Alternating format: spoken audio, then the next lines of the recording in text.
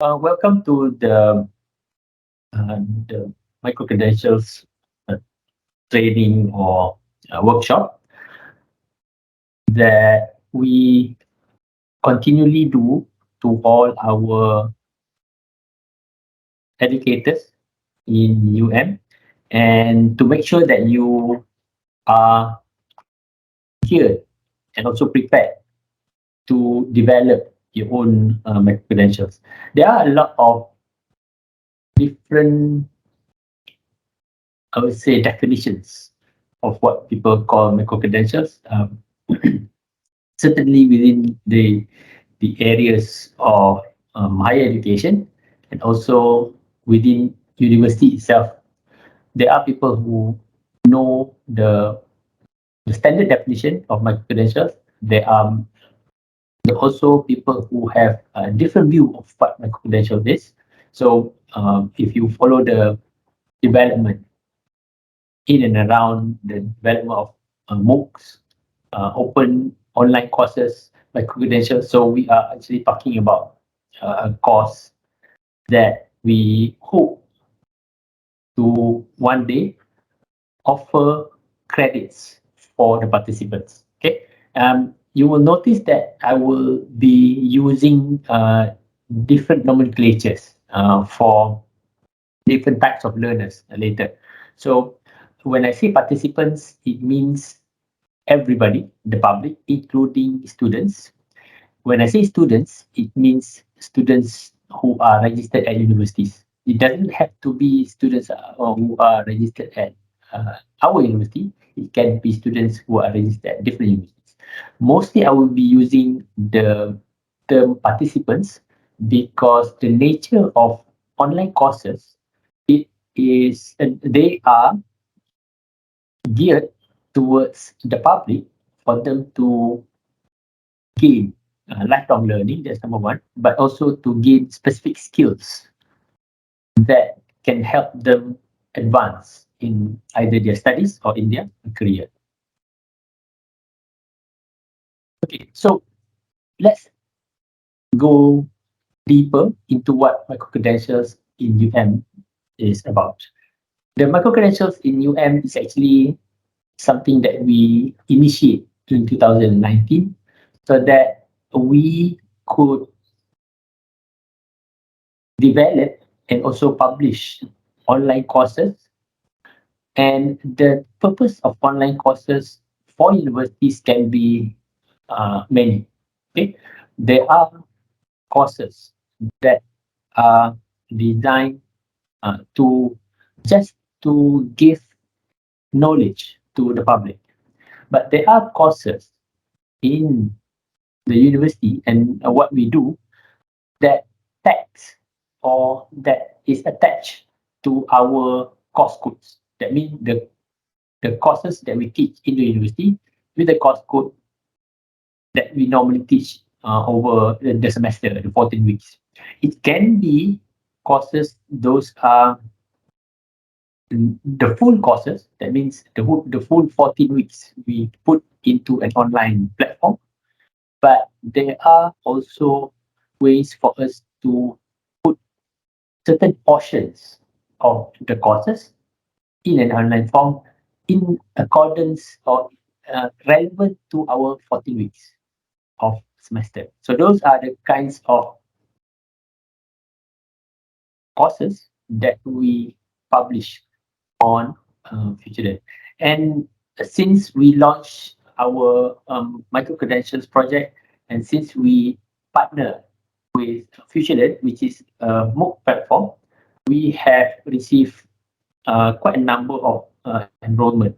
And these are enrollments from across the globe. The last check that I did was I think it was last December. Our courses have achieved or reached more than 20,000 global learners and global participants. Okay, so the way that we define the way that we offer courses in university in Malaysia, of course, has to be matched or mapped to what MQA has specified. Okay, but by MQA's definition, micro-credentials are quite generic and quite broad in its definition. So it says, as you see in the slide here, is defined as digital certification of assessed knowledge, skills, and competencies in specific areas, and can be a component of accredited program or standalone courses. And nothing in this passage discuss or talks about it being an online course. Okay, so it actually allows for a very wide definition of micro-credentials.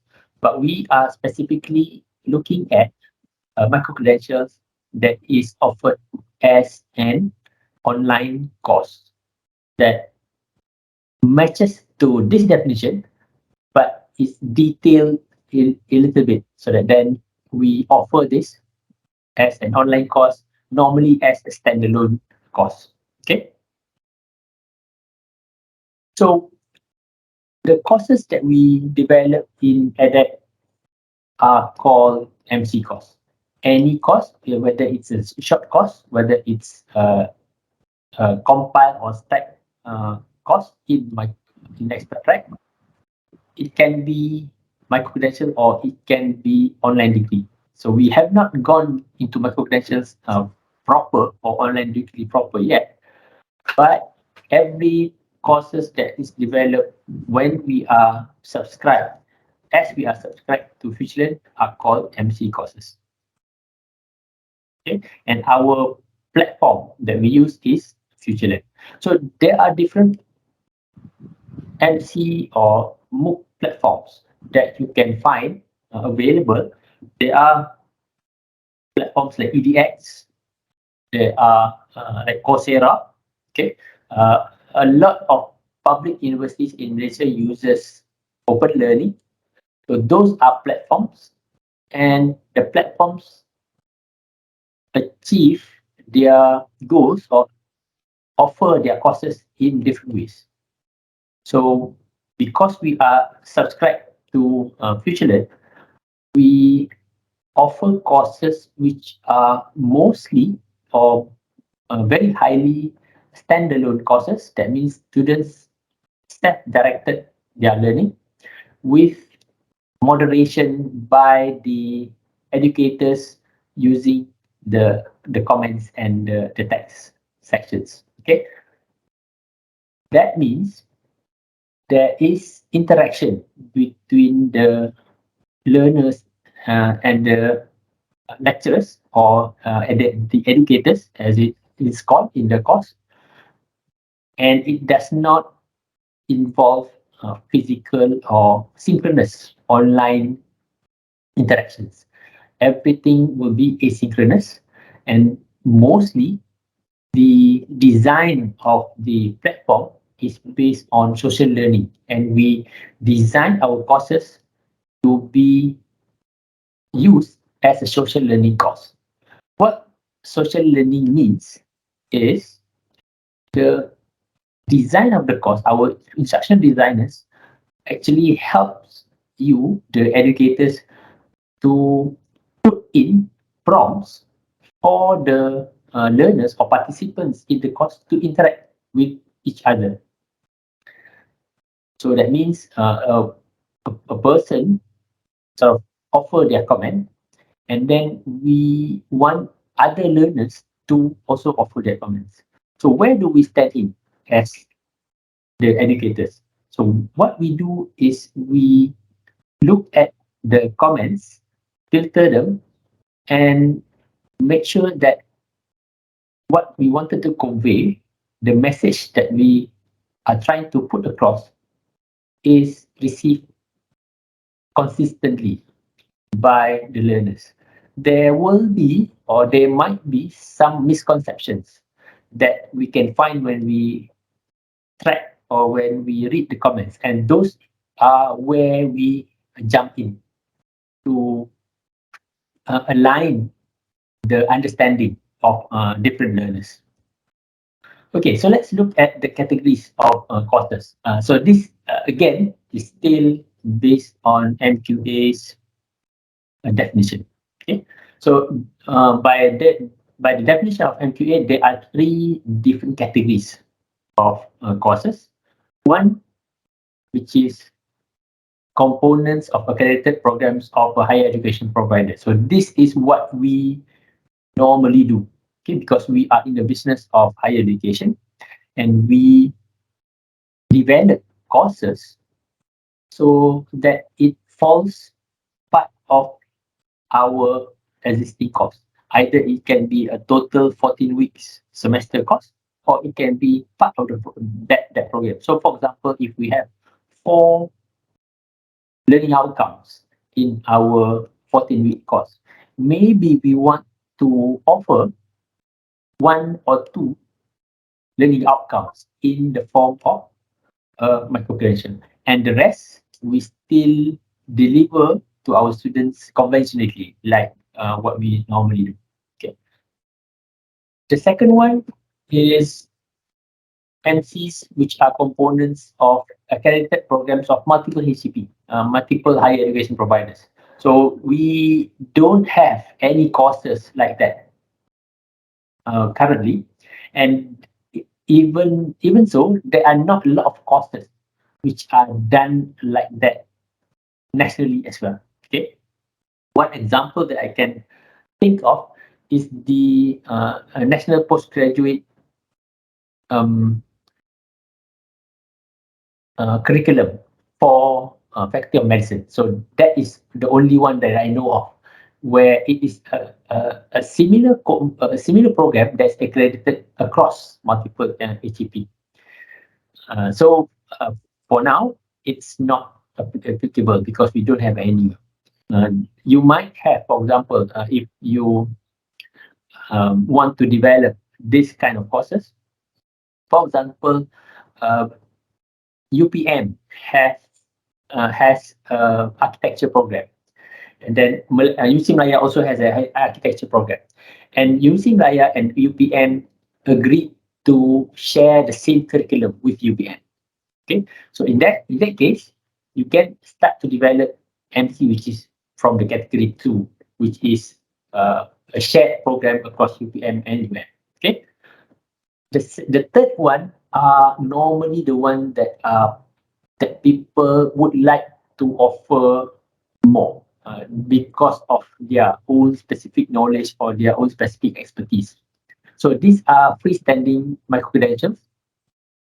So freestanding micro-credentials means the course is not tagged to any of the course with a course code that you teach. Okay, for example, I teach health safety. I have a course code in Alam Bina, which is BIB 3004. But the skill that I want to share with the participants are not part of the that course, health and safety course, but it's still a health and safety skill. So since I cannot tag that health safety skill to my course because of the pro forma and the curriculum and the learning outcome is different, then it falls under the third category, which is the freestanding micro-credential. We can also develop freestanding micro-credentials from training, for example, or from summer schools. Those are courses that can be offered as freestanding. Okay, so the different category of MC course can also be be vision or be looked at from this diagram, where just now we sort of take out the category 2 and we have category 1 and category 3 that we are offering right now. So category 1 means component of a accredited program. So we have an academic program here So we had an academic program here. Let's say, for example, the academic program is Bachelor of Real Estate.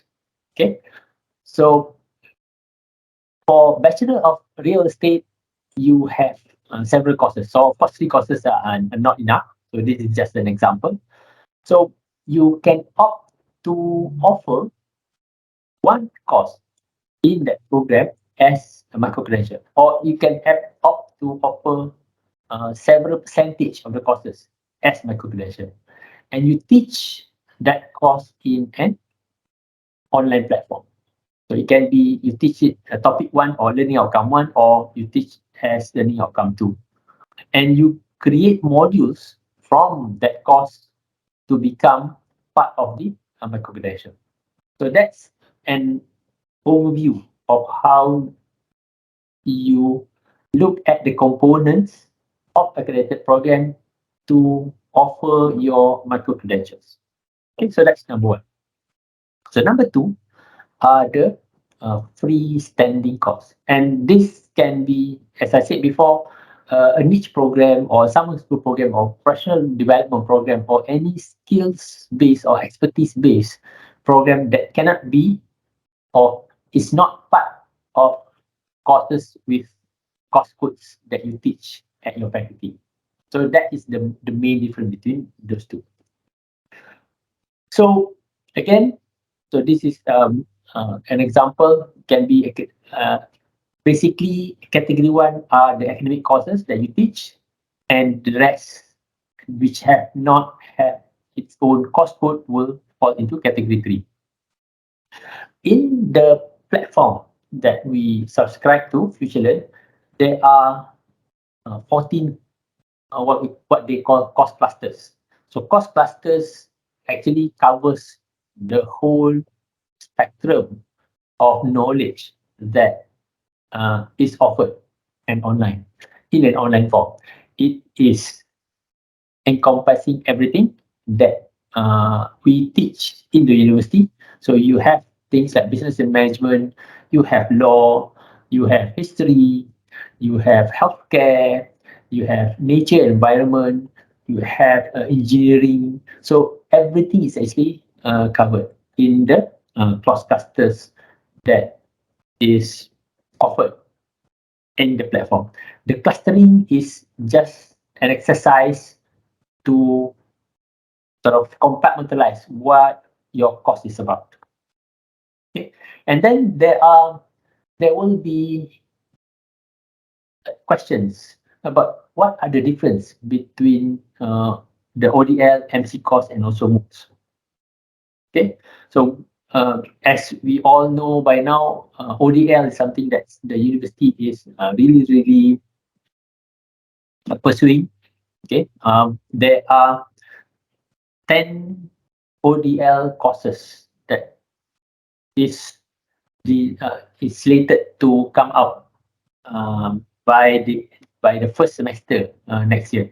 So those who are developing their ODL courses might also be in the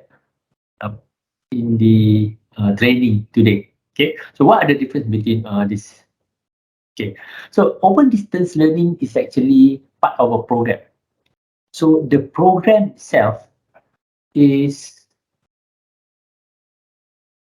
developed to be delivered in an open and distance learning platform, or open distance learning structure. That means you have a complete offer for example, in this example, Bachelor of Early Childhood Education. So you offer that as a program, and that is an ODL program. So it has a specific candidature, and the students are registered as UM students. So when you actually accept your ODL learners, they are actually registered as UM student when they come in. Okay, and you have a time frame for them to finish their ODL course, ODL program. So, for example, Bachelor of Early Childhood Education, it's 4 years. Okay, as opposed to 3 years for residential students. So ODL you normally will have a longer period for study. So you have 4 years. So that is very specific to ODM. So in the micro credential course, it still is part of that structured program or course, but it does not have the specific candidature as the ODL students just now, because ODL students, they are registered as university students, but uh, participants or learners in an MC course does not have to be university students. Okay, they can be, for example, a taxi driver who wants to eventually go into higher education.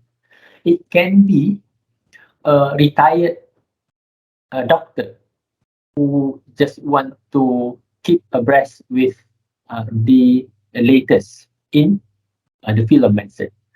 It can also be an existing student from either UM who wants to finish their degree earlier, or a student from a different university. Let's say, for example, we have an MC course student from Harvard University or from Oxford University who wants to learn from a specific expert in their field who they know is from UM, who develops a course, let's say in analytical chemistry, for example, or in early Asian architecture, for example. So those are where your learners can come from.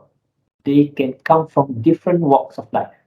Okay, and they don't have to register as young students.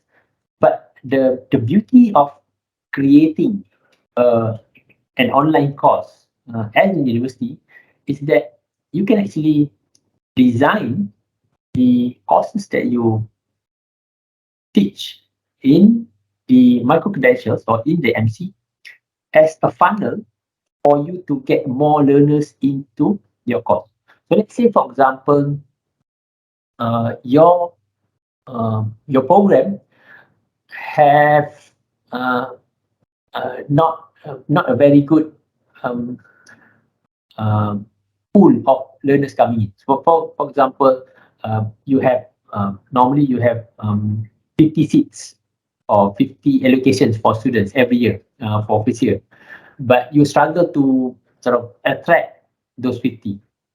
So you can actually design a course that will help you to get more learners to be interested to come and learn in UM as part of your residential course. Okay, for example, and then you market this to um, secondary school students or students who are doing their SPMs and maybe A levels and O levels from other countries. Okay, so you design that course so that then you can tell the students that, hey, after you complete this course, you can actually transfer the credit that you get from that course that you get that you participate in when you register as UM students. Okay, so that is a ways of strategizing how you design your MC course later. Okay, so another thing is a MOOC or short course or standalone course. It can still be that kind of like funnel into your existing program. So there is a way for you to in the cost structure on the online cost structure in the MOOC, you put in a short advertisement that says, so this is actually related to this field, Bachelor of early childhood education, and you might want to come and study in for a Bachelor of Early Childhood Education, because we have all these experts in our Faculty of Education. Okay, so those are the kinds of um, marketing strategies that you can use actually for the course. And at the same time, the courses is based on or are based on free to learn, pay to certify um, business model. And what that means is that the learners can complete the course for free, but if they want to receive the certificate for the course, for example, if they want to show that they have the skill to their potential employers, they can actually opt to buy the certificates. And we have been successful in selling our courses to fee-paying members on the platform, on the FutureLearn platform, uh, and we get quite a substantial amount of income from it. And uh, we are now finalizing the revenue sharing for the developers, so that then for those who develop their courses on the FutureLearn platform, when the course gets an income, the developers will also be able to get a share of that revenue from the platform. Okay, so let's look at our platform FutureLearn. Just now I told you there are many platforms that offer courses online. One of it is FutureLearn. So FutureLearn is a UK based platform, as opposed to the likes of EDX or Coursera, which is a US based platform. We have subscribed to FutureLearn actually since 2016, but we offer the courses for MC projects since 2019. Okay, and there are different types of courses in FutureLearn. Okay, uh, which are let me share the. Okay, so this one, there are short courses, there are expert tracks, there are also micro-credentials and online degree. So this definition is actually definition or categories in FutureLearn, the platform. So short courses, it's touted as the course where you learn new skill with flexible online course. It's a free to learn, pay to certified program. So that means you can get the certification when you pay the certificate. So it's defined as one MC course, which consists of a minimum 2 weeks of lessons. We still offer this, and we are developing these types of courses. It's free, and it does not come with academic accreditation, because it is not part of it is not part of a course code. Okay. Then you have the expert track, which is normally suitable for courses where you want to offer skills that is specific to a discipline. Okay, for example, if you are based or you are registered with a professional body and you want to offer the course as CPD point, for example, you can actually develop the CPD point course as an expert track. Okay, so still we are developing and offering this type of courses. So the business model here is a little bit different. Pay to learn and get certified. That means the paywall comes before you go into the course. So that means it is, if you have readily available students, then you can actually um, be very profitable when doing this type of course, because to get into the first page, the learners need to pay. Okay, and normally this expert track type course is not available. Expert track course is we don't have academic accreditation, but we can always endorse the academic accreditation independently from the platform. So we just put the in the certificate or in the course itself, saying that we can actually achieve, the learners can achieve or claim for credit by the university.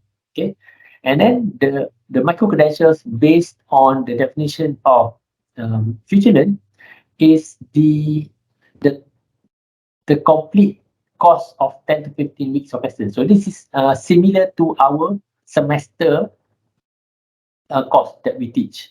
So that means uh, the students who want to do credit transfer complete the 15 weeks course or the 14 weeks course as designed by the educators, and then they can get guaranteed credits for university. Okay. Now what we are trying to do is we are trying to develop several short courses, which is based on the academic or the course code that we have in our university. And once the developer have created enough short courses, so for example, for a course that you are teaching, you develop first 4 weeks, and then you develop another 4 weeks, and then you develop another 5 weeks, for example, and that forms the whole of the credit structure for a course that you are teaching. Then you can actually move that short course, the three short courses, into a micro credential format where the students pay, they learn, get certified, and automatically though that becomes a micro credential that can be transferred directly into university certificate. Okay. Oh, sorry, not university certificate. The credit for your course. So that's how it works. So right now, a lot of our developers are developing those short courses, and they are developing more than one short courses, so that then they can move their full course into the micro credential path. And then you also have online degrees. So in the platform micro credential, in the platform FutureLearn, there are already universities overseas who have designed and offered even up to the level of online degrees for their courses.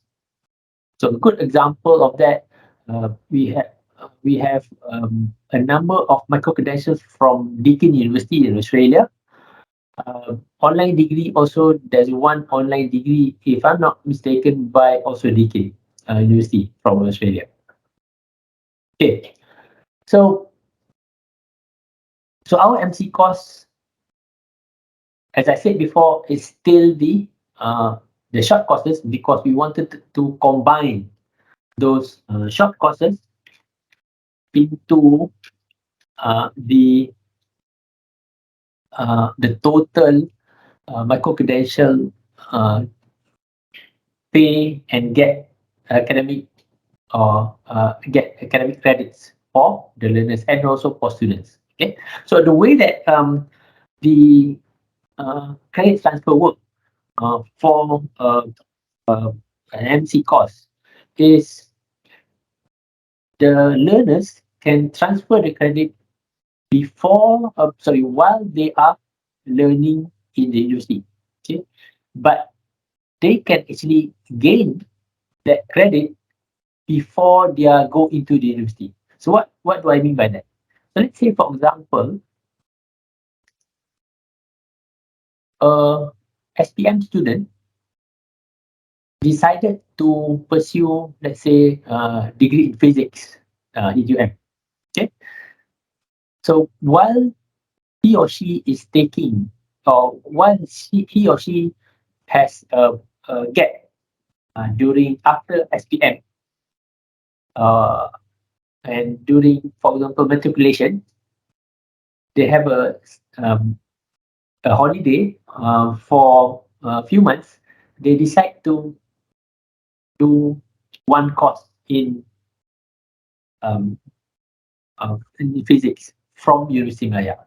Okay, and since this course is designed to be a micro-credential course, so the students can actually claim the credit when they register with Universiti Malaya. Okay, so that's one option. Another option is you have an existing student who are doing first year physics course just now, the same example. But then he or she has been able to gain a micro-credential certificate for a second year or a third year course. So once the students go into their first year, go into their second year or third year with this micro-credential certificate that they have gained from the platform, they can actually transfer the credits from that course into their third year. So in their third year, uh, they don't have to register for that course anymore, because they have transferred the credit from the online course that they have taken. So those are the two scenarios that the students may potentially use when they are using this online course credit transfer platform. Okay, and we at the university has already endorsed the credit transfer mechanism through online courses. So students can actually start to start to claim credit transfer through online courses, even FUC, and they can claim up to 30% of their program credits from an online course that they took either from UM or from different universities. Say, let's say, for example, just now that physics students, we don't still have yet a course on the topic that they want in an online form, but they can find that topic, for example, offered by Stanford University. So the students can actually take that course from Stanford University and ask for a transfer credit at UM. So we can also do that as well. Okay, so let's look at the structure of the short courses just now. So, for example, we have course A, let's say, for example, and we have different topics in um, course A. So, let's say the topics represent learning outcome. So, from that, for example, topic one, from the learning outcome, there will be two modules that you can develop from to achieve the learning outcome for topic one. Or then you have two more modules that you can develop to achieve the outcome of topic two. So you can actually develop courses so that this is part of the FutureLearn short courses just now. Okay, so let's look at the detailing of that. So that means when you look at what we met with FutureLearn short courses, it's actually what we define as our MC courses. Okay, so that's why we don't use micro-credentials in our nomenclature. We use MC because it will not be similar to the micro-credentials that FutureLearn offers. So we put MC in short. So the minimum week for a lesson in a short course is 2 weeks, so that you develop the minimum of 2 weeks so that it becomes one short course, which we define as MC course number one here. Okay, and as you develop more MC courses, you can potentially transfer everything into a micro credentials that the students can gain university credits from. Okay, so to look at how to map again in a simpler way. So an MC course in Universiti Malaya is actually a short course in FutureLearn, which have minimum of 2 weeks. Okay, so you can develop more weeks as you wish. Okay, my own course, which is part of the course that I'm teaching, building defects, building pathology, I developed a 4 weeks course. We also have uh, up to 5 weeks or 6 weeks, if I'm not mistaken. One of the courses that's developed by our UM Academy. Okay, so the number of weeks that you develop is entirely up to you, but the minimum should be 2 weeks. Okay, but we would strongly suggest that you develop more weeks so that then it will be worth your effort creating the courses in our platform. Okay, we will share the um, the slides to you so that then you can actually look at what the learning steps, the detailed learning steps, and also look at the certificate of the achievement that you can actually get from going through a short course. Later, my instructional designer Jannah will show you and will discuss the development steps that we follow to help you successfully create your own course. For now, in Universiti Malaya, we already have 30 completed courses, and there are quite a number of courses in the pipeline as well. So I think we uh, have 42 courses still waiting at different stages of development, and we would like to have more courses from our uh, educators here in UM to make sure that we can offer a wide range of courses in the platform.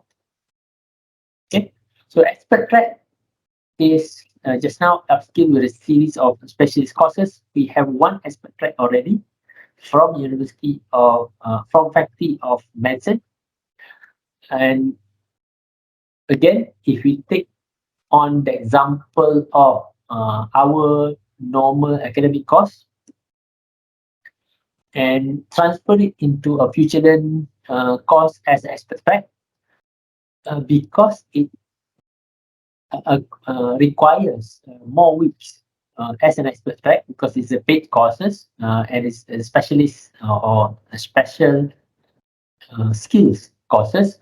So you can actually design the course as a combination of two or three or four courses if you like. Okay, and the expert track will consist of more weeks because the way that we program our courses, the minimum should be 2 weeks. Okay, but I would like to remind you that expert track course, the model is pay first before you learn. Okay, but it comes with a 7 day trial period or what's called a leading period. So that means the 7 day leading period is actually free for the learners before we start charging, and we start charging by the weeks for the expert track.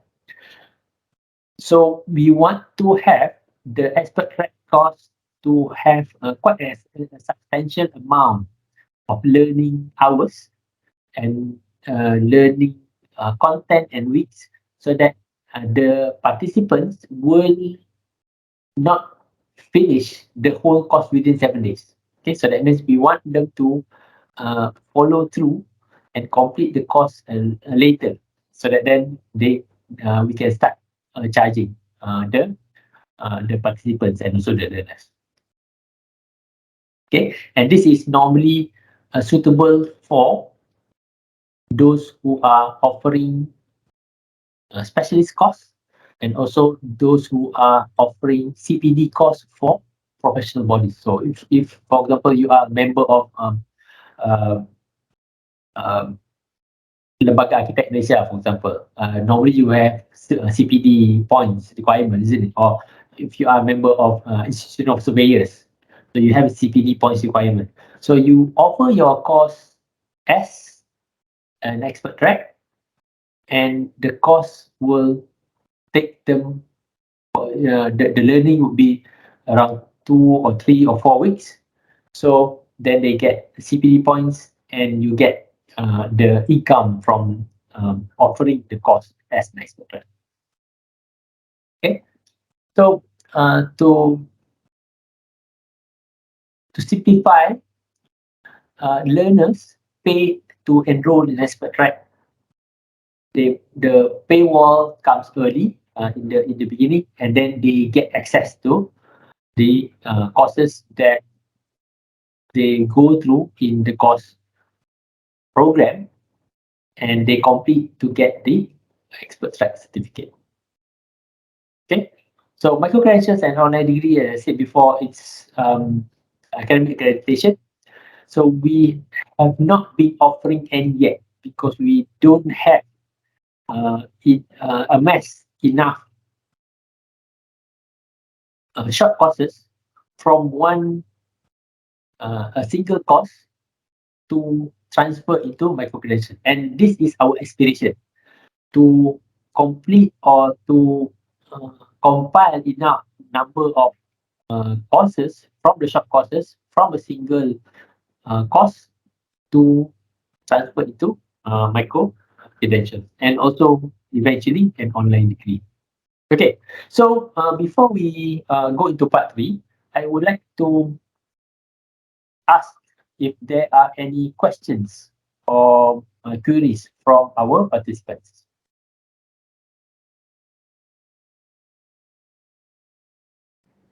I think we have, good morning, Prof. Zahir.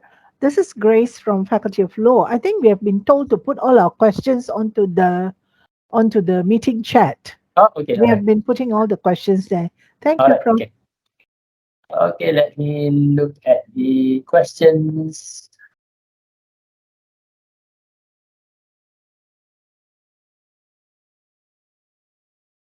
Okay, so yeah, Grace, you have a question. Three short courses not paid by the attendees have to pay for the certificate, and yet we make this into MC when the credits will be transferred.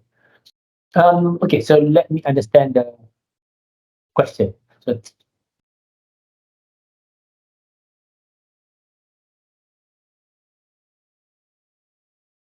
okay, so Just, yeah, yeah, carry on, Prof. Mm. yes. Okay, so what from what I understand is actually the three short courses is not paid, um By the participants. not paid by the participant. So the attendees have to pay for the certificate. Mm. Okay, so yeah, so when we have all the three short courses that is already complete, consist of the 14 weeks of your credit of your Yes. course code, Mhm. then we will transfer it into the Microcredentials, and then they have to pay for that, so that then they can get this credit transfer. Okay. Thank you. Thanks. While we are developing these three courses, for example, so let's Mhm. say, for example, you are what course are you teaching? Well, I'm teaching the law courses in Okay, terms of, let's say, like alternative dispute resolution okay, and construction law. all right, So the construction law is the one that I'm thinking of developing. Okay. into modules, because then you will have the industry people and those who are outside, and those who really want to come in for the masters, they'll get their credit transfers. Okay, that's very good. Okay, so yeah, Thank I you. think another thing that I sort of forget to mention is that normally when we have a fee paying situation, Hmm.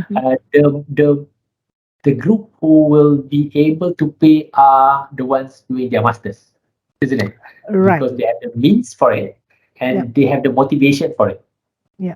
So, of course, when you are developing the short courses, Hmm. they will not be able to transfer the credit because it's free to learn, pay to certify. Okay, Right. but that is only part of the course that they are teaching. Doing. Sorry, they are The- learning. So let's say for the 40 weeks, the construction law component is only 5 weeks. Okay, so what you yes. can actually do Hmm. is you can design your course in such a way that for the um, for the students who Yes. wants to um, uh, get the master of let's say master of law, uh, Yes. Commercial the law. Hmm. the commercial law. Okay, so Mm-hmm. the 5 weeks Mm. you can tell them, okay, you because you already developed it in an online platform, you Correct. say to them, okay, 5 weeks you go and learn in Fusion. So you Right. from the course that you have created. So you don't have to come to class during Right. the 5 weeks. You only Ah. go to class only for the 9 weeks that you don't have anything online. You can Okay. design it Okay. that way as well. Oh, that's very interesting. Okay. Yes. Yeah. Thank you. So Thanks, Prof. hopefully that answers the question. Yes, it does. It does. Yeah. Thank you very How to much. die. Okay, so I think, Prof, I also have another question somewhere. If Prof. Nurrul Jannah has replied to Mr. Vijayan's question as to per week is how many hours? Minimum okay. is 2 hours per week, but it's not much in terms of content, isn't it? So yeah, 2 hours per week is not much in terms of Yeah. content. Mm, Um, but it does sort of align to mm. our normal 2 hours credit. Lectures. Okay. Yeah, yeah. Mm-hmm. Oh, The only okay. thing is that we don't sort of if you look at courses in online platforms, Mm. normally you will not see a 1 hour lecture. No. So the Mm. because from research, it is known that learners cannot sort of pay attention to videos too long. Yeah. So we keep our videos relatively very short, Mm. normally between 5 to 10 minutes only. Mm. Then we actually add or we diversify the learning content with different methods or different types of engagement, things like articles, Right. things like posts, things like discussions, so that then Mm. learners will still be engaged and they don't have to sit in front of a lecture video for 1 hour or An two hour. hours. Yeah. True. True. Okay. Get that. Thank you. All right. Okay. Thanks, Prof. Thank you. Correct. Any more questions from our participants?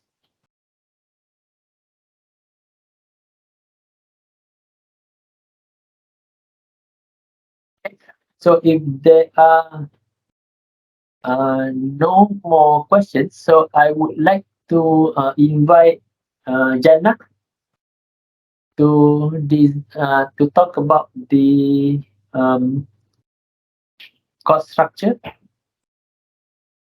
and the Sorry. development structure. Yes. Okay. Let me share my screen. Mhm.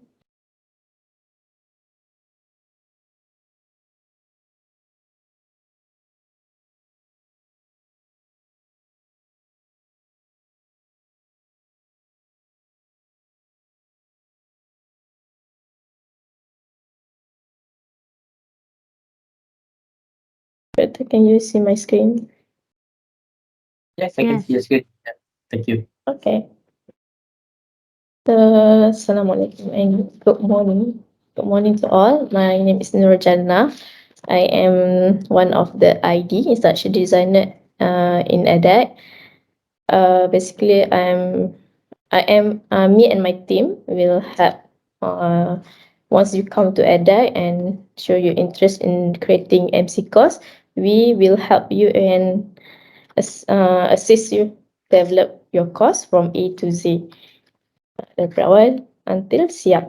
And then today I will briefly explain about the process, the MC course development process. And before that, sorry, why cannot next? Okay. Before that, can you scan this QR code? If you wish to have this slide and also some other materials.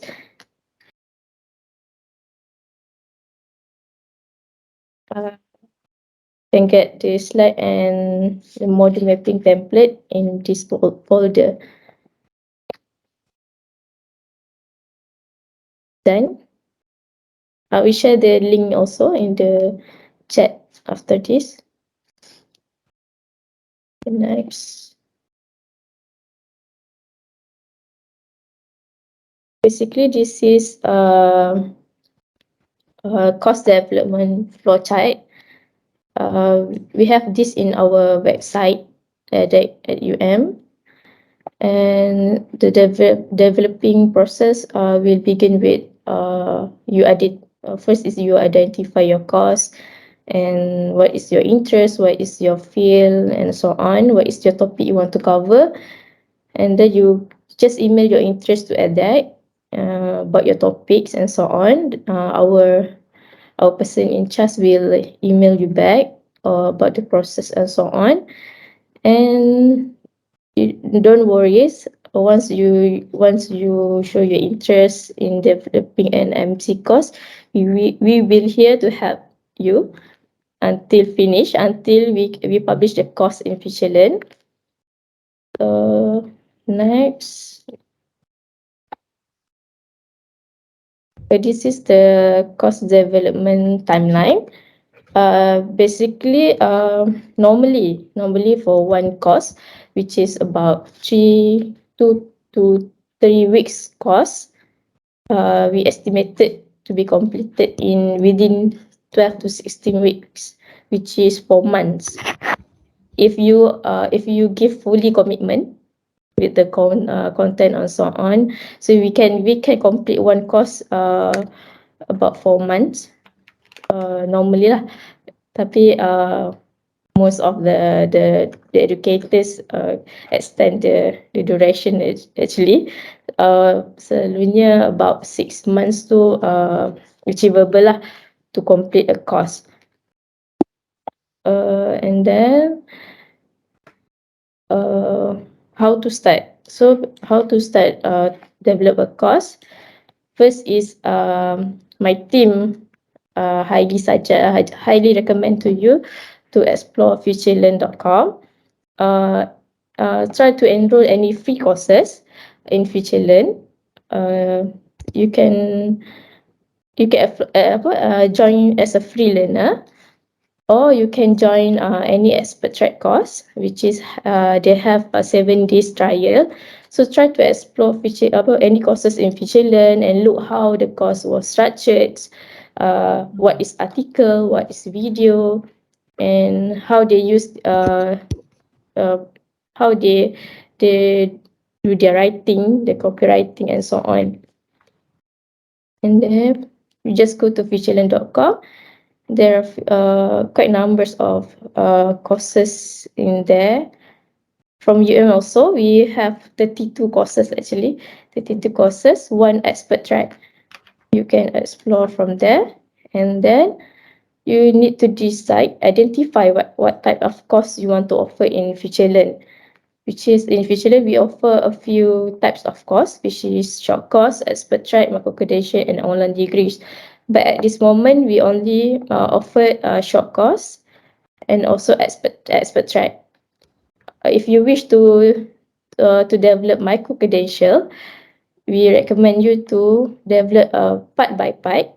If you have 4 weeks, 14 weeks course, maybe you can divide a small part of small part first, part by part, maybe week 1, week 2, one course, week 3, week 2, week 3, another one course, until 14 course. So later we will combine all the courses, become a micro-credential, so that we can do a credit transfer for micro-credential. So for beginning, just decide what type of courses, either short courses or expert track.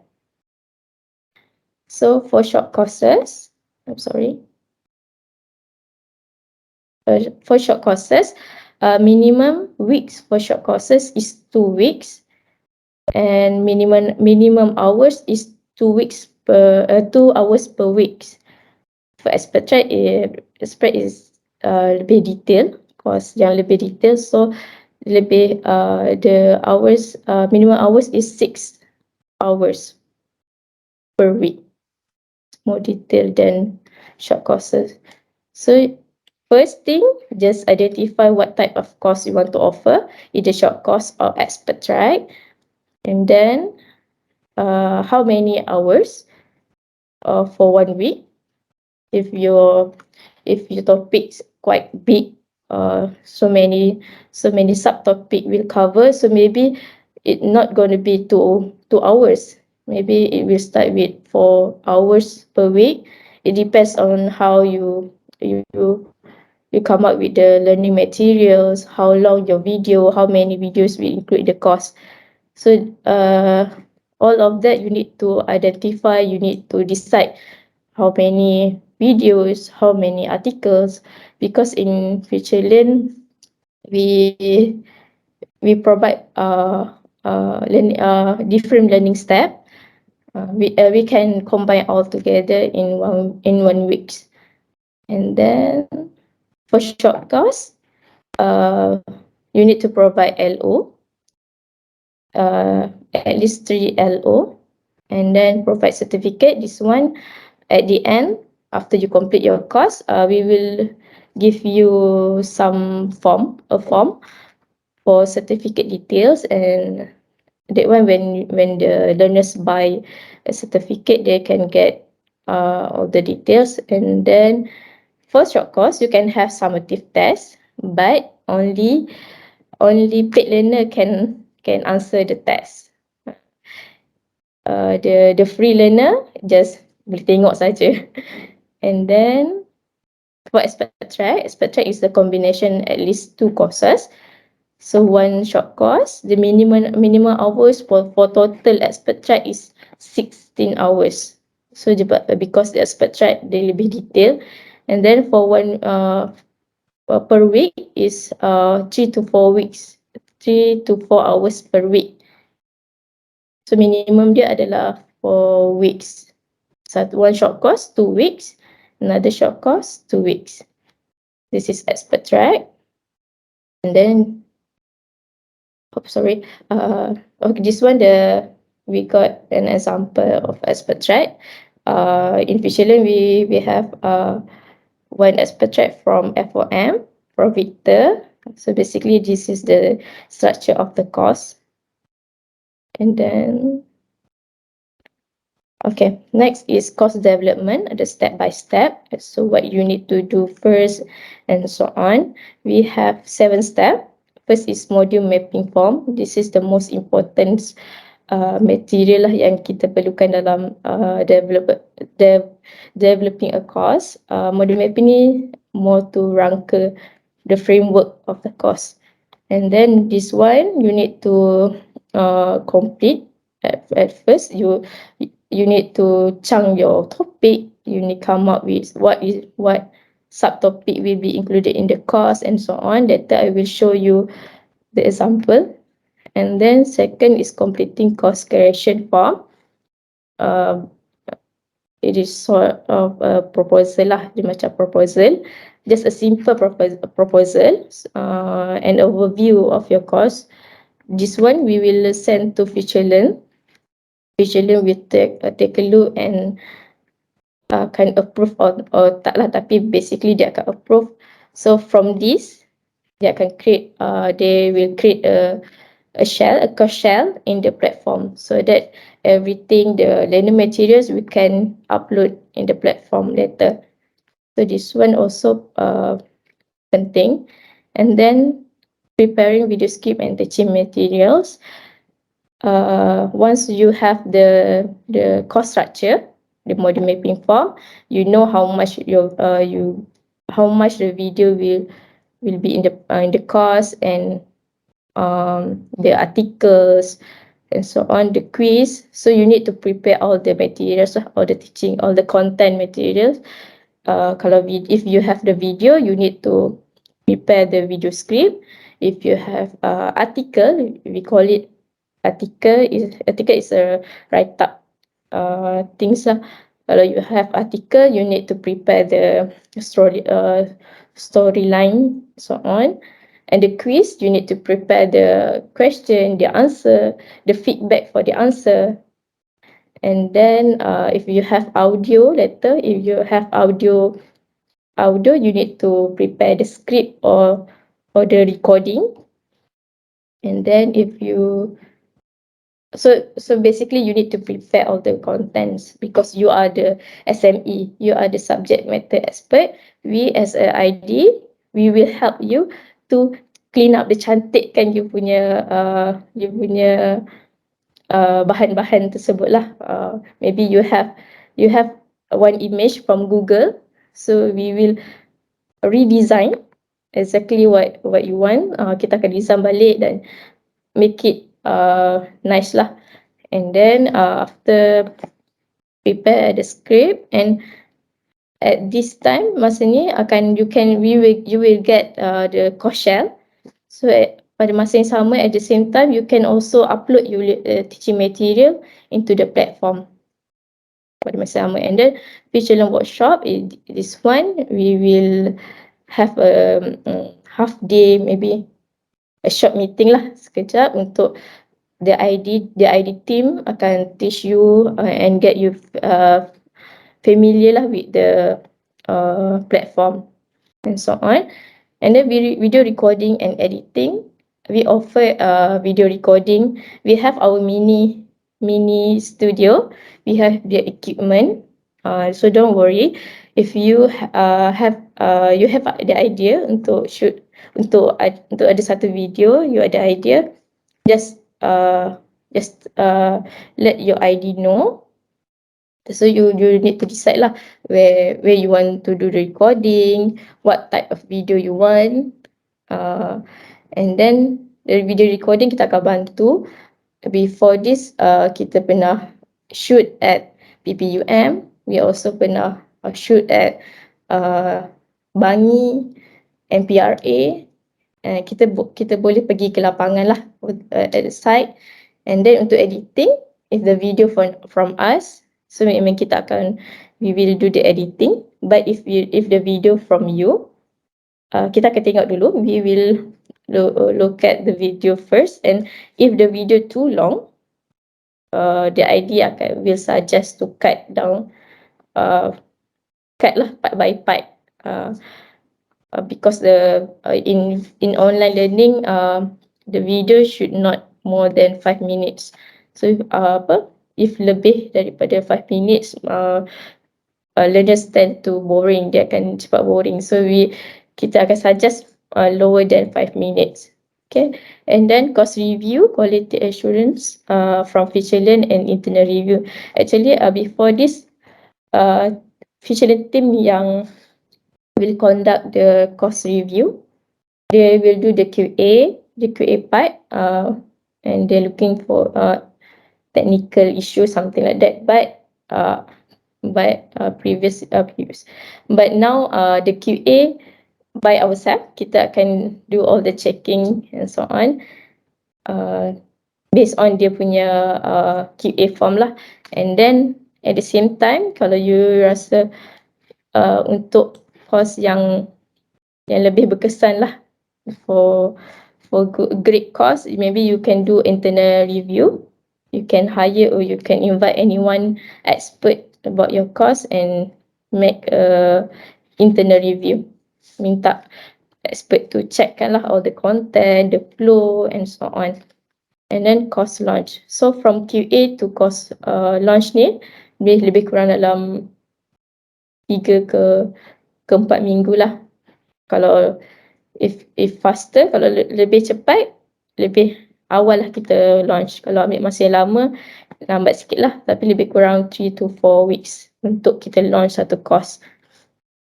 And then next, okay, this is module mapping form. Yang ini, if you ready to create your MC course, you just fill in this form. So you can come up with your MOOC title. You need to decide what topics you want to cover, how many weeks you want to develop, how many subtopics. So basically this module mapping, you have week 1, you need to decide how many weeks. So week 1, what title? So in week 1, what topics will cover? First is what subtopic, second what subtopic, and also the learning step. So to achieve this topic, what learning materials learners will learn lah, learning method yang dia akan gunakan either from video or from article. And then so this is the link. If you scan the QR code tadi, you can get this mapping form. And then selalunya soalan from educators dia tanya macam mana macam mana you nak susun content untuk meet minimum 2 hours. Macam mana kita nak susun content untuk meet 2 hours. The minimum adalah 2 hours. Macam mana kalau 4 jam. So macam mana you nak susun the learning step ni untuk meet 4 hours learning calculation. So this is the learning calculation. Untuk learning step, in FutureLearn, they provide 7 step for short course. And for expert track and Microcredential, they add another 2, ada extra to learning step, which is test and peer graded assignment. For short course, only have 7 step. So macam mana nak meet the 2 hours untuk learning step? So kita ada estimate. This is calculation from FutureLearn. So kita plus minus, kita estimate untuk 1 jam learning time, 1 hour learning time online. Kita estimate 6 ke 9 learning step. Which is kat sini 1, 2, 3, 4, 5, 6, 7, 8, 9. So iaitu 1 hours. So kalau 2 hours, so lebih kurang 12 to 18 learning step. Learning step tu you need to blend lah. Ada artikel, ada video. Maybe start with video, and then next step is article.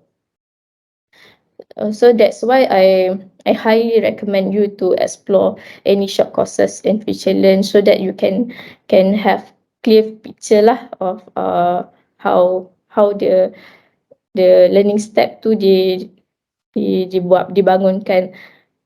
From one step to another step, macam mana continuity dia, itu penting juga. And then okay, and then kalau you rasa kalau nak buat calculation, boleh estimate dekat sini lah.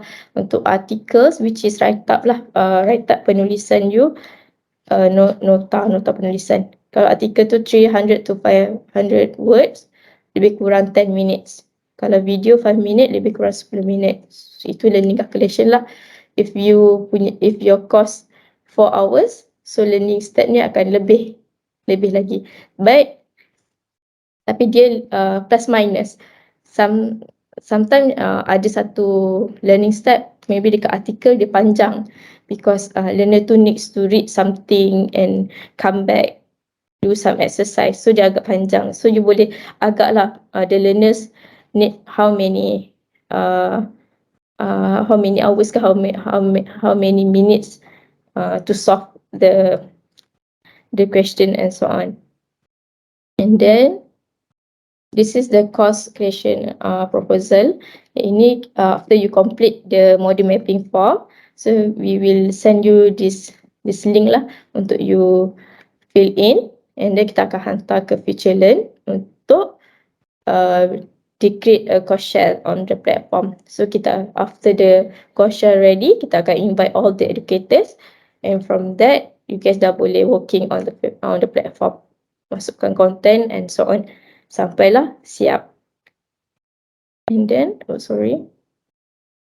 preparing teaching materials, reading materials, video, photographic and infographic. So prepare video script. Kalau in FutureLearn, setiap video perlu ada transcript. So the easy way, bila sebelum buat recording, you need to prepare the video script, so that kita akan shoot the video based on the script.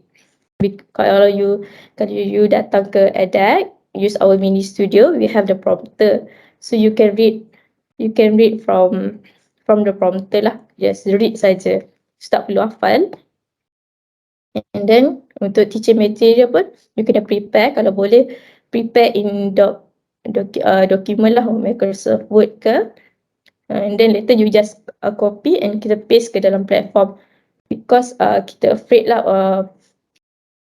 yang content dekat dalam FutureLearn tu boleh hilang, boleh terdelete, so nanti tak ada backup. So better do in Microsoft Word document, any document, and then kita paste dalam platform.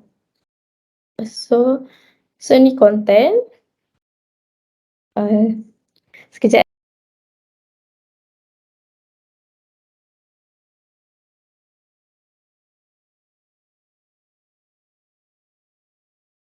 Sorry. Okay. This is content from our lecturer, from our educator, and then this is what we transform this from this. This is what we do in the platform lah. Mungkin the content good, tapi kita nak lagi interaktif, so kita buat macam ni. We change little bit, mengikut apa tu, kesesuaian lah. And then from this, the educators bagi content macam ni, something like this. So maybe this one kita boleh jadikan hyperlink. So ada content yang kita boleh buat hyperlink. So maybe something yang reading material, maybe you quote from somewhere. So the reference resource kita boleh do hyperlink lah. Kita boleh linkkan kepada any website yang ada, and then you can also upload the learning material. Untuk content, we not simply upload. Kalau kita ada, before this in classroom we have PowerPoint. We have PowerPoint, and then we not simply ambil the PowerPoint and upload into the platform. Not nothing like that. We can upload the PowerPoint, the slide, but we need to explain lah. We must have enough explanation. So our content tu kena ada jalan cerita. Kita tell story melalui penulisan macam tu. We are not simply do in point form. Dia totally lain daripada slide. And then okay, yang ini gambar. Ini picture from our educator give us a slide. This is slide yang dia guna dalam kelas, the classroom, and then we transfer into this. Yang ini kita punya ID graphic designer buat. So lebih menarik dan lebih bagi impact lah to the learners. And then yang ini pun kita akan bantulah. Anything yang kita rasa boleh bantu, boleh mencantikkan course, and that we will do for you. So don't worry, you just come, bawa your content. So kita akan bantulah from A to Z sampai daripada kursus tu. So basically semua educator yang datang memang dia puas hati lah dengan pembangunan kursus ni and the process. And then video recording. Video recording, we have our mini studio in EDEC. So we also go lapangan, the site. This one at pharmacy, Faculty of Pharmacy. And this video from the educator itself, she record herself. Dia buat sendirilah video ni, and then dia bagi kat kita akan check the quality. As if the video from you, as long as the quality meet this spec, we accept. And as long as the video not more than 5 minutes, we accept. Kalau kita rasa video tu need to redo, kalau kita rasa video tu perlu dibuat semula, then we will suggest. We will suggest lah, kita akan beritahu apa yang perlu dibuat. Mungkin ada, maybe you come to us with video, tapi the video tu mungkin lebih berkesan kalau melalui pembacaan, just we use artikel. So ataupun kita boleh buat infografik, yang itu you will discuss later with our instruction designer. So dia akan suggest lah apa yang patut. And then video editing ni usually video kita akan record dan editkan untuk educators. And then kalau buat the video from you need to provide us caption, transcript ataupun subtitle. So maybe ada video yang dia punya speaker ada menggunakan bahasa Melayu. Itu kita terima saja, janji ada subtitle di bawah. Okay. And then image and graphic material. Ini gambar-gambar and graphic material yang kita boleh dapatkan secara online yang berlesen dan ataupun free to use. Di EDEC kita ada subscribe free pick and also Ubuntu elements. Yang ini kalau you have ini later you akan discuss dengan ID. So kalau ada gambar yang bersesuaian, if the image got in Ubuntu elements, you just get the link and send to ID, and then ID akan download lah, because we have access to free pick and Ubuntu. And also for Pixabay, Pixel and Splash, you can use free to use image. And then so you can use image from Google, but you need to credit lah, you need to mention the source and so on. And then you can also use Creative Commons image. Kalau you ada PowerPoint, try search image, nanti dia ada keluar image online, nanti dia akan keluar Creative Commons image, yang tu you boleh ambil, you boleh save. And then working on FutureLearn, once you become a course creator, and once your course ready in the platform, we will invite you and you need to accept the invitation. And then this button, course creator button, will appear in your account lah. You need to register account, FutureLearn account, using your or your personal email. So once you get this access, so you can start working on your course. And then this is the sample of the QA form for self QA. So basically the question based on technical part lah, about technical part. So kita akan jawab from here, kita akan check kita punya course meet tak dengan apa yang dia nak. So later kita akan inform FutureLearn and dia pun akan check sikit lah. Lepas tu baru akan publish di platform. And then what to do after your course is published. Ini ramai educator yang terlepas pandang. Actually after course tu dah publish di platform, you need to monitor from time to time. Not every day, you just select any date you want to present. Tak perlu hari-hari, tak perlu reply all comments, because what if ada 1000 komen, so memang agak tak larat nak reply semua. Just choose the best, pilih satu, jawab, and also you can pin the answer. So boleh menjawab lah untuk soalan kat situ. At least show lah yang you ada dalam course tu, supaya learners tahu boleh ada respon lah daripada educator. Contoh macam kita punya educator, Cikgu Faizal ni, dia rajin juga reply. So like menarik lah kalau kita as a learner kita tengok ada educator. So kita pun nak tunjuk lah kepandaian kita terhadap topik tu. So penting lah ada. So show your presence tu penting after after your course is published. Okay. I think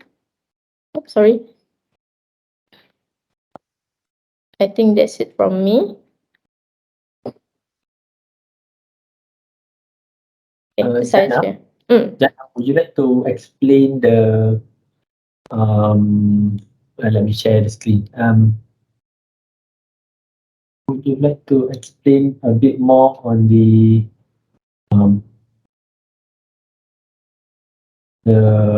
what you call the flow?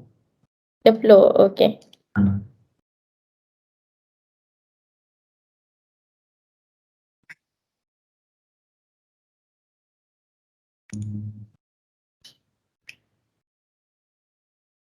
This one.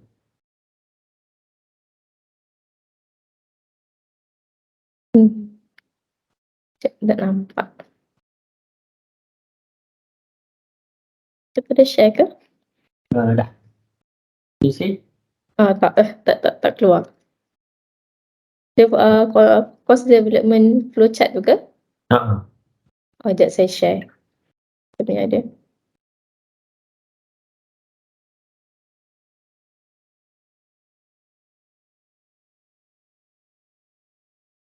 Ini ke? Ya. Okay, the flow, first start with identify cost and email cost pro forma or cost detail to edX. Actually, more easier if you have complete the module mapping form. You can directly email to edX, or you already identify your course, what type of course you want to develop. Just email to edX and let us know your interest and so on. And after that, you can complete the module mapping form, submit to edX, and edX will, the PIC will, the admin will assign instruction designer to help you develop your course. So you will have you will work closely with ID until your course complete lah. The ID akan set consultation date with you. So from time to time you will have a short meeting with the ID. We have 2 more ID in edX, which is Mr. Anis and also Cik Izzati, Miss Izzati. You can contact, they will contact you once you email to edX. And then MFF, module mapping form check and approved by edX. This one, if your course, kita approve the course, as long as cost tu menempati piawaian, kita akan accept. And then you will fill in the proposal. After module mapping tu kita dah tengok, kita dah adjust menepati, and then you akan proceed to proposal form. Yang ini untuk create course dan platform. And then in meantime, sementara nak tunggu the course shell ready dalam FutureLearn, you can complete and content form. You can prepare your content lah. You can prepare your video script. You can start prepare your learning materials, and so on. Yang itu from the time lah, yang ini ambil masa yang agak lama. If you see in the timeline, preparing content tu agak lama, lebih kurang 8 minggu macam tu kita estimate. And then for FutureLearn workshop, after dalam masa yang sama, once the course share ready, kita akan buat FutureLearn workshop. And then course development and FutureLearn start. Bila dah ada content, dah ada script, baru masa tu kita akan start buat recording, and upload learning materials to FutureLearn, and kita akan clean up, cantikkan the susunan content and so on. After that, lepas siap, kalau boleh ada internal review lah. Kalau before this kita akan buat internal review antara EDAC, your SME, you and ID. Akan ada internal review untuk check the flow and pembetulan yang perlu dibuat lah.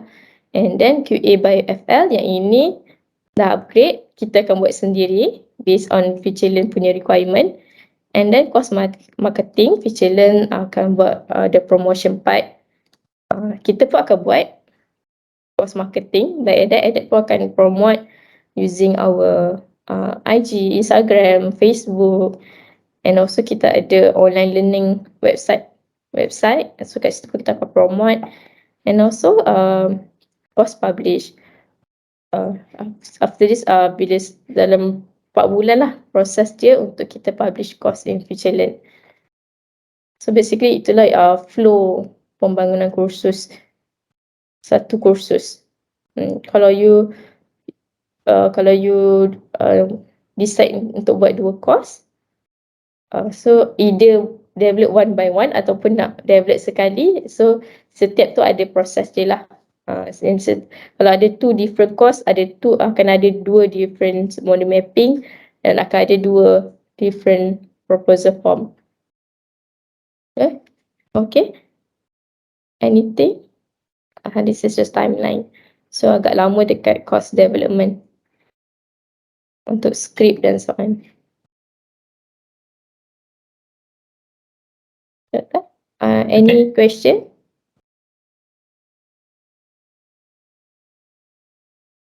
Okay, so if there is no question, so I'm taking over the presentations. Can you see my slides? Yes.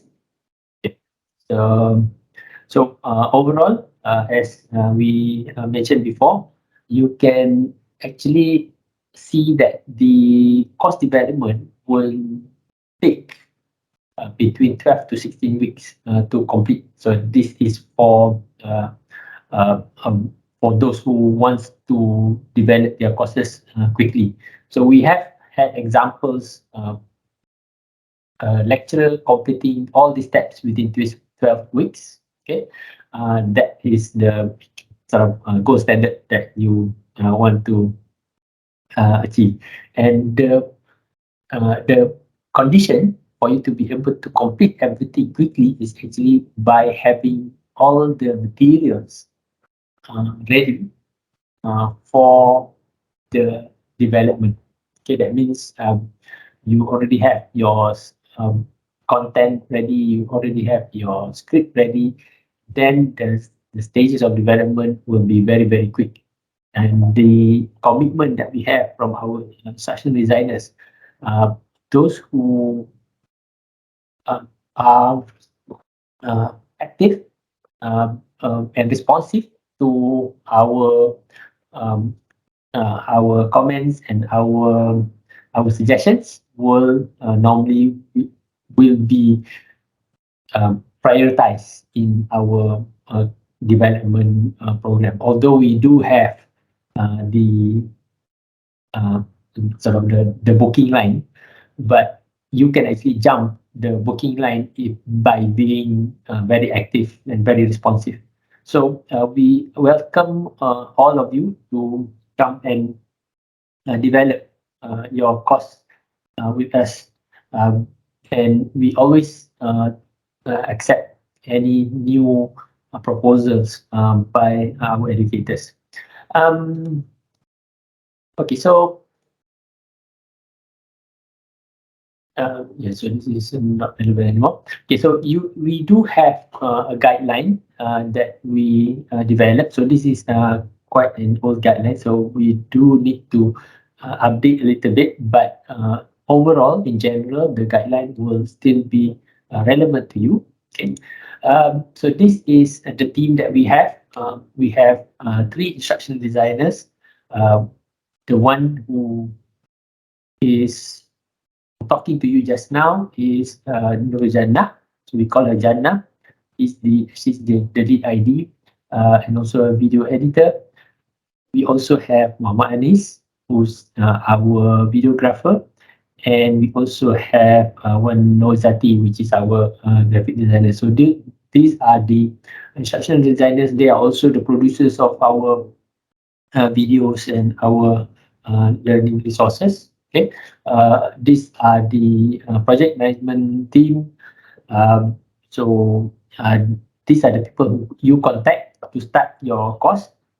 Uh, and there are several references that you can look at. So what would be more relevant to you is the draft guideline to good practices on micro-credentials. This is actually a document by MQA.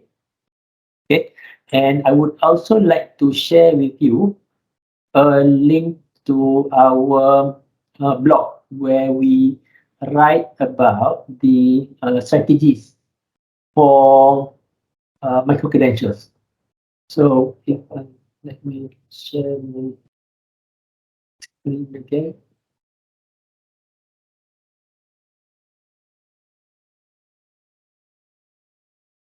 So if you go to edX website, okay, if you go to edX website and you go to our blog, you can find this article that we wrote, strategies for micro-credentials and other online courses, where we discuss about how you can strategize the offering of your MC courses. And the way and why we want you to strategize at a higher level apart from just the course level or individual levels, because we want to make sure that you hit as many um, uh, plus points as possible, so that more people would want to join and learn from you. So we looked at several scenarios. Scenario one is a micro-credentials for top masters program. We also look at the one that is from undergraduate degree program. We also look at the one scenario for expert and professional communities courses program, because we want you to gain the most benefit, as much benefit as you can from developing and offering courses in um, the online platform. Okay, so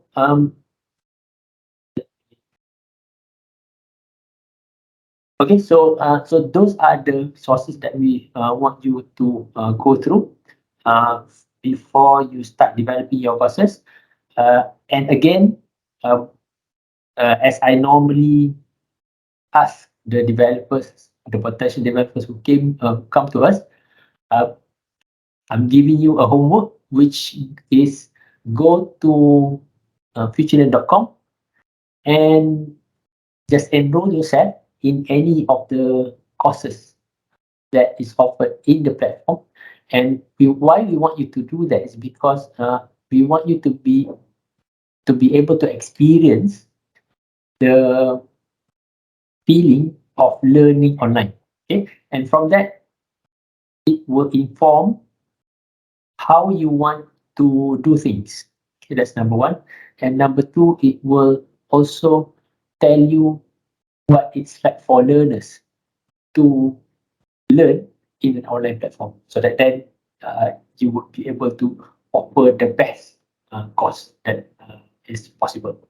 Okay, so that is it for our webinar today. We always welcome participants to come and this participant to come and suggest courses with us.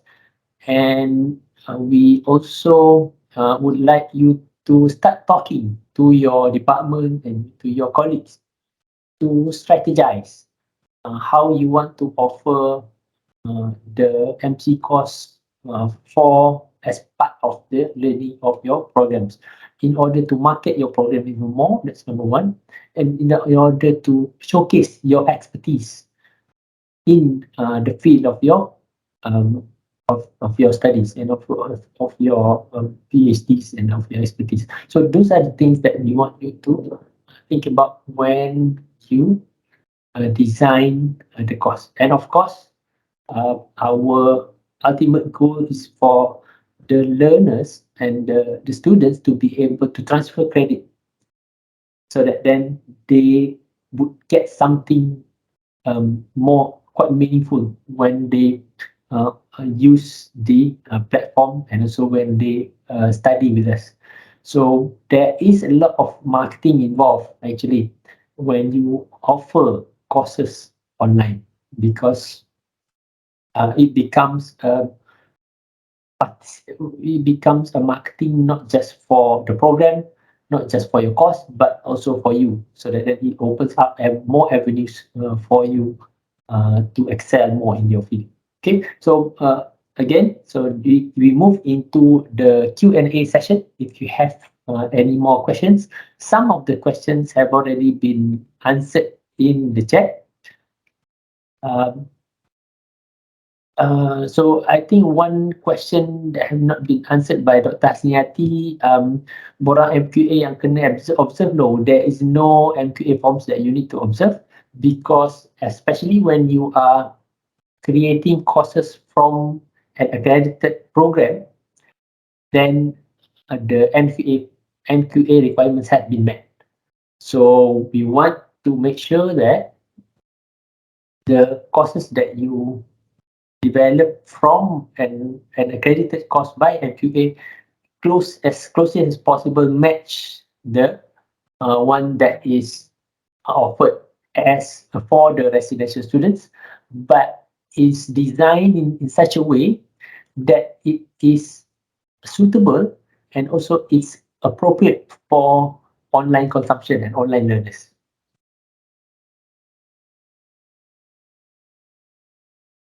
Okay, we open up for more questions. Anyone who wants to ask questions, just raise your hand and open your mic.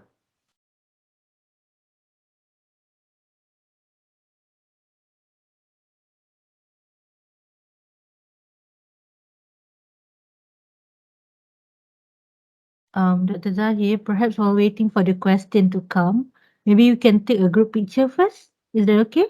Yeah, sure. Okay, so can everyone please turn on their cameras?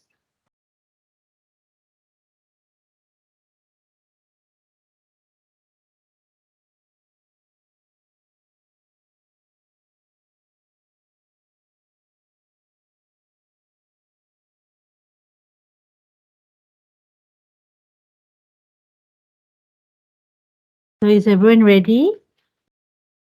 Yes, everyone. Because there's 3 pages, so just keep smiling. All right, 1, 2, 3.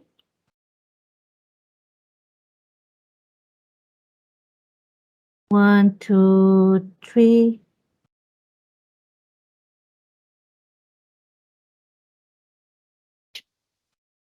1, 2, 3. All right. Okay, so yes, questions. We would like to hear from you. Any feedback that you have, any queries, or if you have a course that you are developing but got stuck somehow, you also can ask question.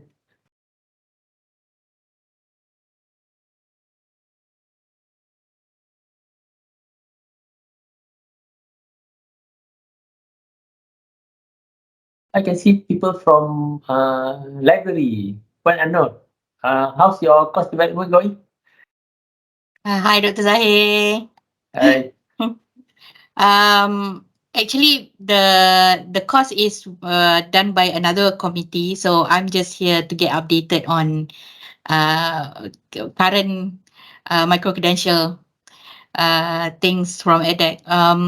But so I'm not sure, but from what I've heard, they have developed quite a big chunk of the content. So hopefully they can update edX soon on the status, and we can go ahead with the implementation of the course. Hopefully lah. Puan, maybe I'm going to get a new boss, so maybe Puan Ko Aiping will later on be updating you on the status. Okay. Dr. Rose, have you been answering comments on your course? Oh yes, What kind of comments did you get? I haven't checked the recent one, but I have answered quite a few in the beginning of the first week, and then I already informed Dr. Noaulia to answer her portion. So yeah, I've done the comments part. Not all, but yeah, some. Thank you. To me is the before this I found it very difficult. Yeah, I told Jannah helped me a lot. So thank you very much, Jannah. I found it very difficult. Cannot understand. Cannot brain. I cannot brain how this thing can work. But actually, Dr. Zahir keep saying, "Oh, it's easy. It's easy." Yeah, it's not that easy, but it's possible. Okay. And then I would advise not to make too many weeks. 2 weeks is the best, for the learner to learn. Yeah, is in my opinion. I don't know about Dr. Zai, but I think I did it for 4 weeks. So yeah, it's interesting. Yeah, I think everyone should go for it. Dr. Zai, can you tell our crowd about the reward that we will receive from the university? Yeah. Okay. So we are finalizing the revenue share actually with the university. We have um, we have quite we have received quite a number of quite an amount of revenue from the platform. So the last I checked, before the last update is I think about 50K.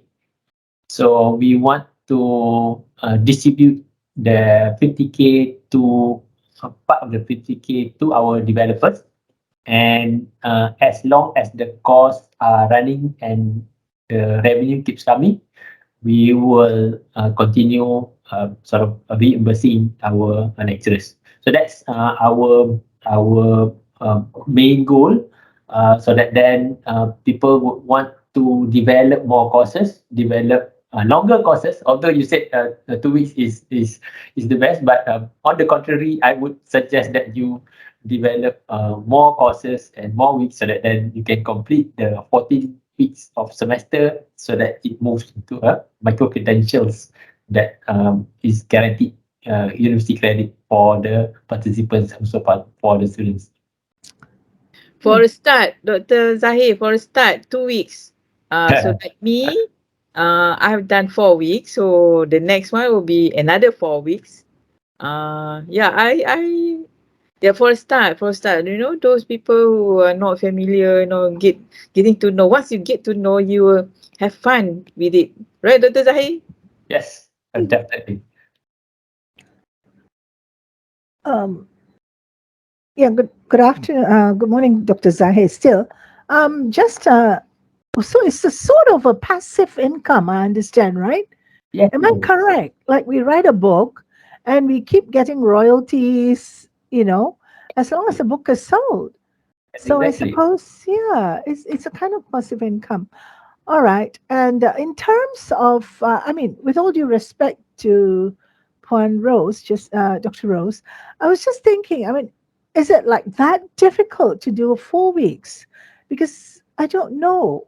I'm just wondering why the 2 weeks is being focused. Or can we go straight into 4? It's entirely up to us as course developers. Yes, And it is actually. EDEC will help us, yeah? Yep. It is actually up to the developers Yes. to start. Mhm. We have courses that runs 3 weeks, 4 weeks, 5 Right. weeks. So you want to match that not to the 2 weeks, but actually to the learning outcomes that you want to achieve. Oh, If okay. the learning can be successfully achieved in 6 weeks, for example, then in 6 It weeks. shall be 6. Okay. Yeah. Okay. It's the learning outcome then.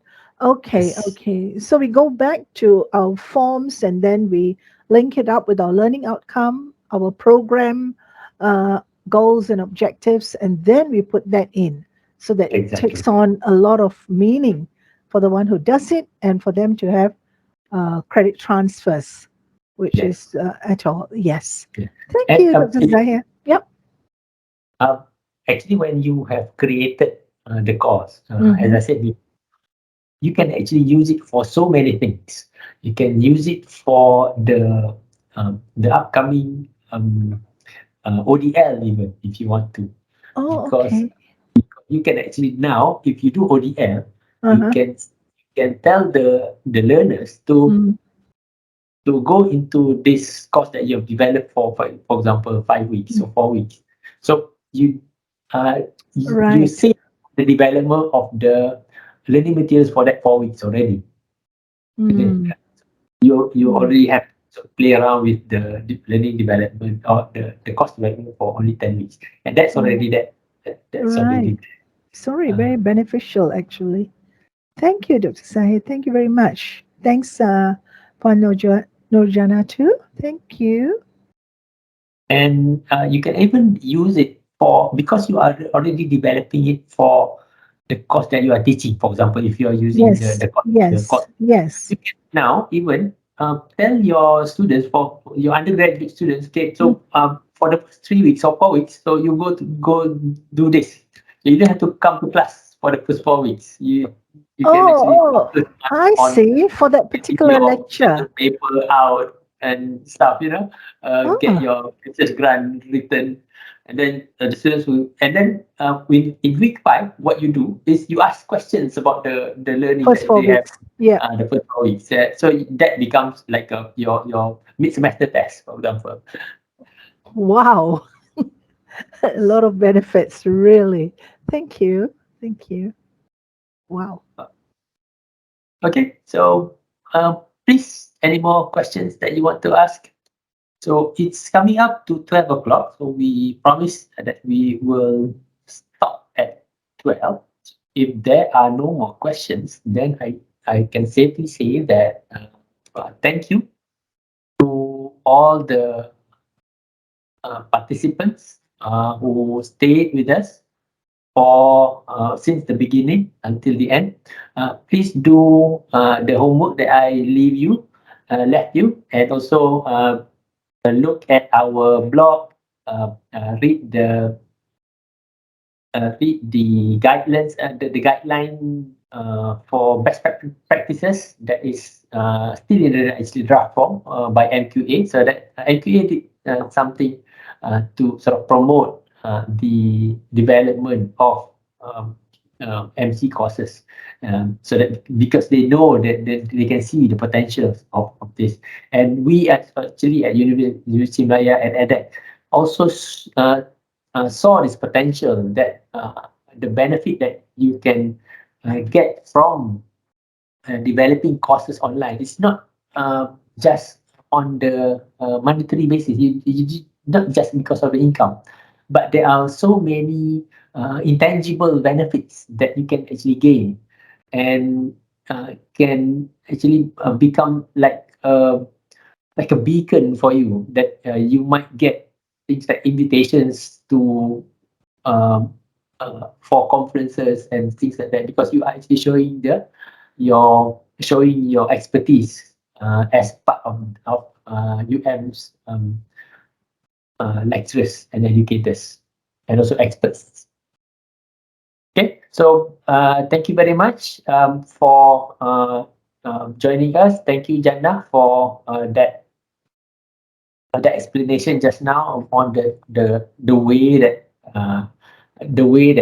we transfer with the migrate from the lectures content to the platform, and also we would like to spend a little bit time to talk about what's going on in the um, in the university right now. We have two sort of a big thing right now, which is number one is open book exam. So we are going to have a session on open book exam in April. We are also looking at more discussions about ChatGPT. So I know just now Auntie Jamil did post something about ChatGPT. It will be covered in a different section also. And those are the two things that is coming up with regards to what's happening in UM with regards to higher education. So I would leave you to continue with your daily routine and daily work. Thank you very much, and Assalamualaikum warahmatullahi wabarakatuh.